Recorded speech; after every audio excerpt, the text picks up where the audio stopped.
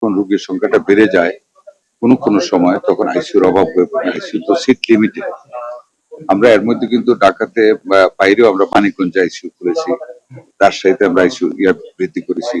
আমরা 10টা জেলায় নতুন আইসিইউ 2 দিনের ভিতরে আমরা স্টার্ট করতে যাচ্ছি।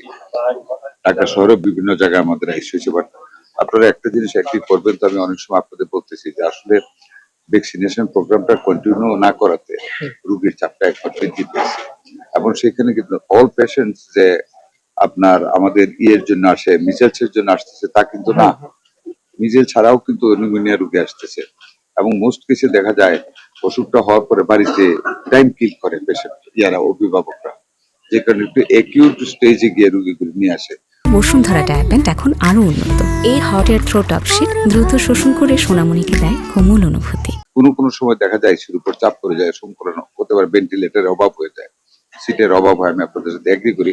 তবে কালকে একটু বার্ডেন ছিল, আমাদের রোগীর সংখ্যাটা হঠাৎ করে বেড়ে গিয়েছিল কালকে, মানে বিশেষ করে শিশু হাসপাতালে এবং আমাদের বিএনসিসি নর্থে এটা তো বেড়ে গিয়েছিল। মোটামুটি এখনকার স্টেজটা আবার ওইটা নেই, রোগী অ্যাকোমোডেট করা হয়েছে। আমরা আরো আইসিইউ সাপোর্টটা বৃদ্ধি করার চেষ্টা করতেছি, এখানে একটু কনজাস্টেড হয়ে যাবে, কিন্তু এই মিটিংটা পরে আমি যাচ্ছি। এটা ঠিক না, স্বাস্থ্য সেবার মান যে খারাপ এটা বলাটা ঠিক হবে না।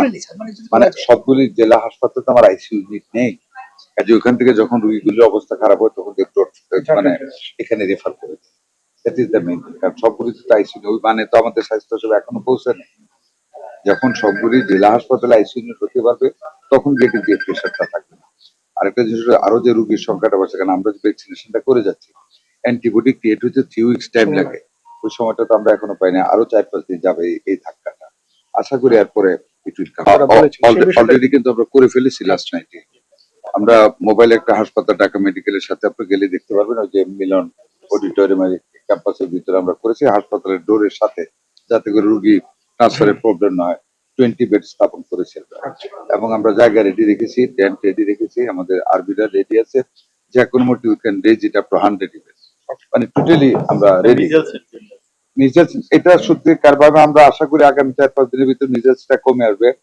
We are taking preparation to fight against ডেঙ্গুর জন্য, যাতে রোগীদের অসুবিধা আপাতত মিজেলসের জন্য, পরবর্তীতে it will be transfer converted to dengue.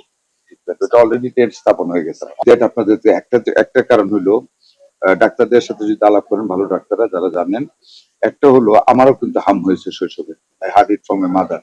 এবং গ্রামের মেয়েরা বলে যে হাম একবার হবে, এটা স্মল পক্সের ছোট ভাই বলে, আমরা কিন্তু মরি নাই। তখনকার ডেথ কিন্তু হামে এত ছিল না। The reason is that breast feeding একেবারে পুয়ার লেভেলে চলে গেছে।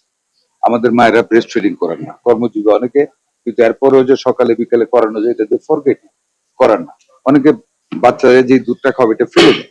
এই যে প্রাকৃতিক পুষ্টিগুণের সমৃদ্ধ একটা জিনিস আল্লাহ দিয়েছেন, এটা থেকে আমরা দূরে সরে গেছি, যে কারণে আপনার বাচ্চাদের গ্রোথের সাথে আপনার পুষ্টি হচ্ছে না, তার সাপোর্ট দিতে পারছেন। Number 1। Number 2, caesarean operation is another cause to reduce the পুষ্টি লেভেল।